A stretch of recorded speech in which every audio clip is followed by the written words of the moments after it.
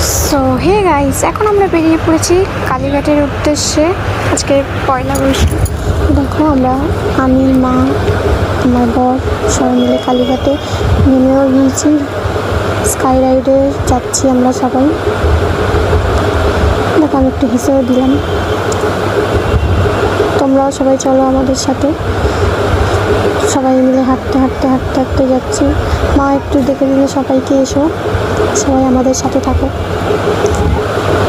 একটু ফটোশ্যুটও করে নিলাম আমরা।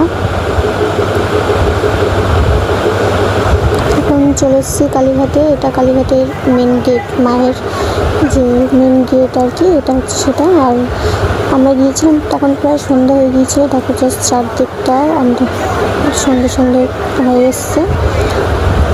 এখন আমরা যাব মন্দিরের ভেতরে। তো ফাইনালি আমরা প্রসাদ নিয়ে ডালা নিয়ে চলে এসেছি মন্দিরের ভেতরে। দেখো কত লাইন ফেলে আমাদের যেতে হবে এখন মায়ের কাছে।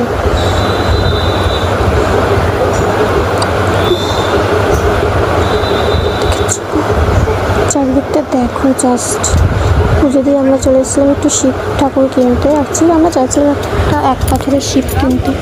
তো মা বাবা এখানে সেটাই দেখছি কি করবে না করবে। শিব ঠাকুরের দামগুলো অনেক বলছিল, তাই ভাবছিল নেবে কি না শেষে একটা শিব ঠাকুর আমাদের পছন্দ হলো, কিন্তু মা আবার তার থেকে একটু ছোটো চাইছিল, যার জন্য আবার ছোটো শিব দেখছি।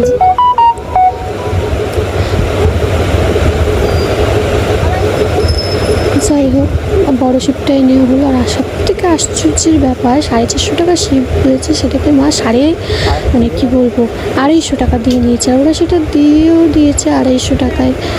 ভাবতে পারছো কত কম দামে দিয়ে দিল। তো চলো টাটা, পরের ব্লগে দেখা হবে।